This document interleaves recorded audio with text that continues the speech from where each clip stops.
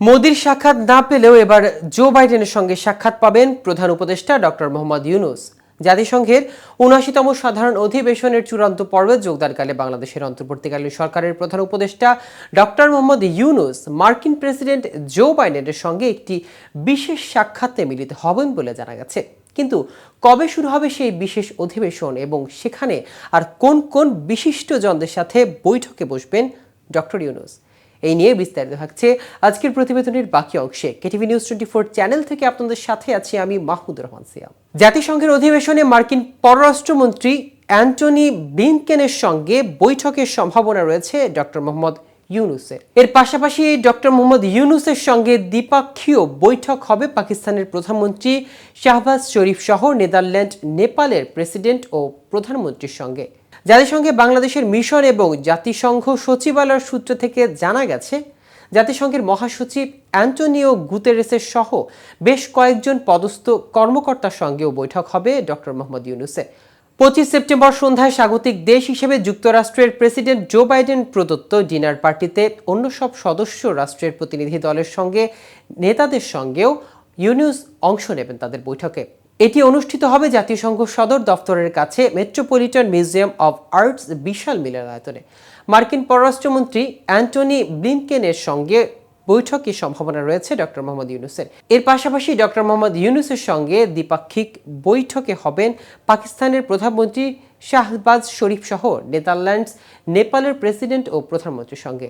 জাতিসংঘে বাংলাদেশের মিশন এবং জাতিসংঘ সচিবালয় সূত্রে এসব তথ্য জানা গেছে। জাতিসংঘের মহাসচিব অ্যান্টোনিও গুতেরেস সহ বেশ কয়েকজন উচ্চপদস্থ কর্মকর্তার সঙ্গেও বৈঠক হবে ইউনূসের। প্রেসিডেন্ট জো বাইডেন ও ফার্স্ট লেডি জিল বাইডেন সে সময় সবাইকে স্বাগত জানাবেন এই ডিনার পার্টিতে। এ সময় অতিথিদের সঙ্গে ফটো সেশনে মিলিত হবেন ফার্স্ট লেডি ও প্রেসিডেন্ট। জাতিসংঘে ভারতীয় মিশন সূত্রে জানা যায়, প্রধানমন্ত্রী নরেন্দ্র মোদী 21, 22 ও 23 সেপ্টেম্বর থাকবেন জাতিসংঘের কার্যক্রমে। শীর্ষ সম্মেলনে মোদির প্রতিনিধিত্ব করবেন ভারতের পররাষ্ট্রমন্ত্রী। তাই নিউ ইয়র্কে ডক্টর ইউনূসের সঙ্গে মোদির বৈঠক অথবা সাক্ষাতের এই মুহূর্তের কোনো সম্ভাবনা নেই। আগামী 27 সেপ্টেম্বর সকালে ডক্টর মোহাম্মদ ইউনূস সাধারণ অধিবেশনে বাংলাদেশের বক্তব্য উপস্থাপন করবেন বলে জাতিসংঘ সচিবালয় সূত্রে জানা গেছে।